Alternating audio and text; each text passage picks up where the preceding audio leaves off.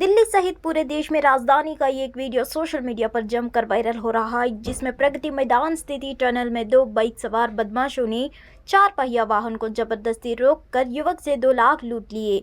हालांकि इस घटना को लेकर दिल्ली पुलिस ने मामला दर्ज कर लिया है, लेकिन राजधानी में इसको लेकर सियासत शुरू हो चुकी है। दिल्ली सरकार में मुख्यमंत्री के बाद मंत्रियों व वरिष्ठ नेताओं ने एलजी पर निशाना साधते हुए उनसे इस्तीफा मांगा है। दिल्ली सरकार के मंत्रियों के अलावा विधायकों का भी हमला एलजी पर तेज हो चुका है। राजेंद्र नगर से आम आदमी पार्टी के विधायक दुर्गेश पाठक ने एलजी पर बड़ा हमला बोलते हुए कहा कि दिल्ली का सबसे नकारा एलजी, दिल्ली वाले मर रहे और एलजी साहब सो रहे हैं। एलजी साहब इस्तीफा दो। इसके कुछ ही मिनट बाद एक बार फिर एक ट्वीट करते हुए दुर्गेश पाठक ने लिखा कि एलजी को तुरंत इस्तीफा देना चाहिए और कानून व्यवस्था सीएम केजरीवाल को सौंप देनी चाहिए। इससे पहले दिल्ली सीएम अरविंद केजरीवाल ने प्रगति मैदान लूटकांड को लेकर एलजी पर बड़ा आरोप लगाते हुए कहा कि कानून व्यवस्था पूरी तरह से दिल्ली में ध्वस्त हो चुकी है। दिल्ली एलजी को इस्तीफा दे देना चाहिए। अगर केंद्र सरकार दिल्ली को सुरक्षित बनाने में नाकाम है तो यह अधिकार हमें दे दे। हम दिखा देंगे कि दिल्ली को कैसे सुरक्षित बनाया जा सकता है। दिल्ली सरकार के मंत्रियों के अलावा विधायकों का भी हमला एलजी पर तेज हो चुका है। राजेंद्र नगर से आम आदमी पार्टी के विधायक दुर्गेश पाठक ने एलजी पर बड़ा हमला बोलते हुए कहा कि दिल्ली के सबसे नकारा एलजी, दिल्ली वाले मर रहे हैं और एलजी साहब सो रहे हैं। एलजी साहब इस्तीफा दो। इसके कुछ ही मिनट बाद एक बार फिर एक ट्वीट करते हुए दुर्गेश पाठक ने लिखा कि एलजी को तुरंत इस्तीफा देना चाहिए और कानून व्यवस्था सीएम केजरीवाल को सौंपा देनी चाहिए। इससे पहले दिल्ली सीएम अरविंद केजरीवाल ने प्रगति मैदान लूटकांड को लेकर एलजी पर बड़ा आरोप लगाते हुए कहा कि कानून व्यवस्था पूरी तरह से दिल्ली में ध्वस्त हो चुकी है।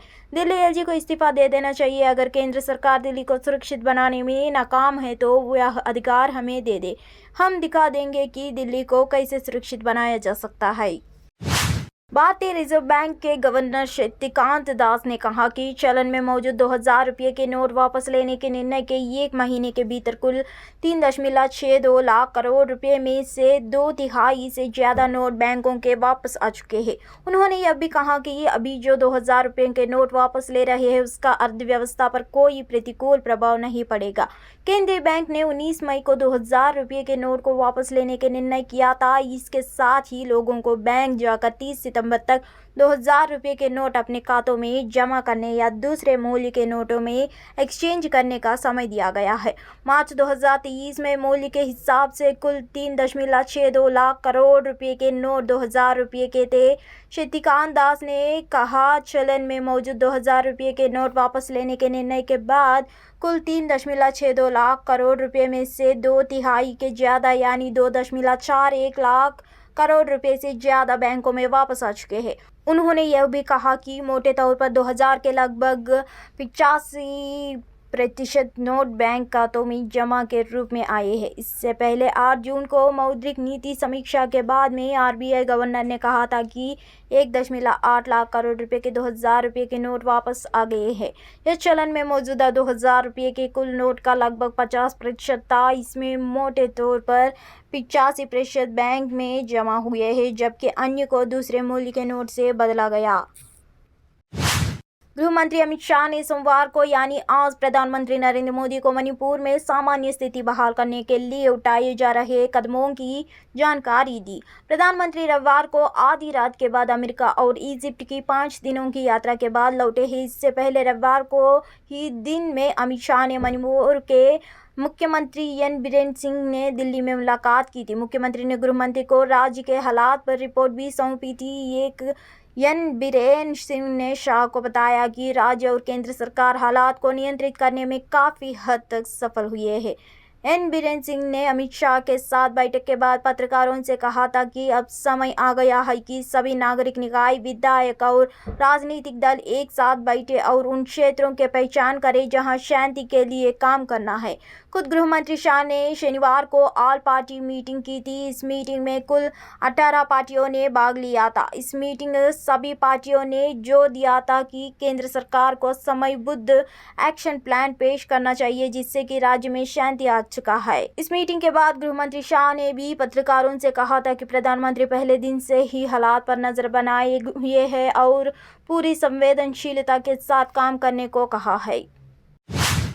मध्य प्रदेश के शाजापुर से विधायक रहे बीजेपी नेता अरुण बिमावत ने केंद्रीय मंत्री ज्योतिरादित्य सिंधिया को लेकर एक विवादास्पद बयान दिया है।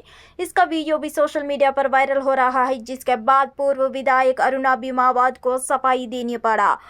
दरअसल प्रधानमंत्री नरेंद्र मोदी के कार्यकाल के 9 साल पूरे होने पर पूरे मध्य प्रदेश में भारतीय जनता पार्टी ने कार्यकर्ताओं के बीच कार्यक्रम आयोजित किया। ऐसे ही एक कार्यक्रम शाजापुर जिले के पोलईकाला में भी आयोजित किया गया। इस कार्यक्रम में पूर्व विधायक अरुण बिमावत अतिथि के रूप में मौजूद थे। जब पूर्व विधायक ने मंच से भाषण देना शुरू किया तो शब्दों का बंद सुनकर कार्यकर्ता हतप्रभ रह गए। अरुण बिमावत ने भाषण का एक वीडियो सोशल मीडिया पर जमकर वायरल हो रहा है। इस वीडियो को कांग्रेस के कई बड़े नेताओं ने अपने सोशल मीडिया अकाउंट पर शेयर किया है। इस वीडियो में भाषण दे रहे अरुण बिमावत केंद्रीय मंत्री ज्योतिरादित्य सिंधिया को लेकर विवादित टिप्पणी करते हुए नजर आ रहे हैं। हैरत की बात यह है कि इस आपत्तिजनक टिप्पणी के दौरान कई बार तालियां बजने की आवाज भी सुनाई दे रही है।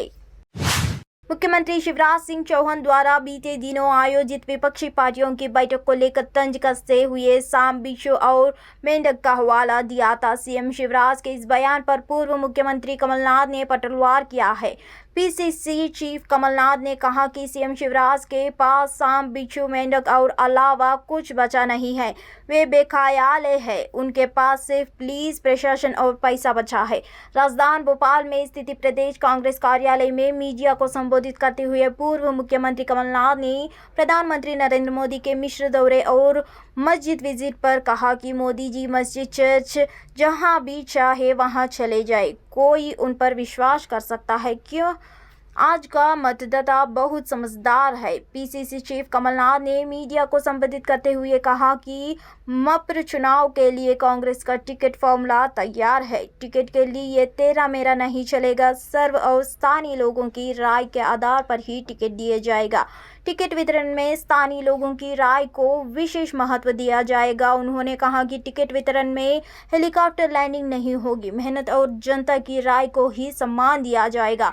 इधर पीसीसी चीफ कमलनाथ के बयान भारतीय जनता पार्टी के प्रदेश अध्यक्ष विष्णुदत्त शर्मा ने भी पलटवार किया है। प्रदेश अध्यक्ष शर्मा ने कहा कि आपातकाल के दौरान कांग्रेस ने लोकतंत्र को कुचला है।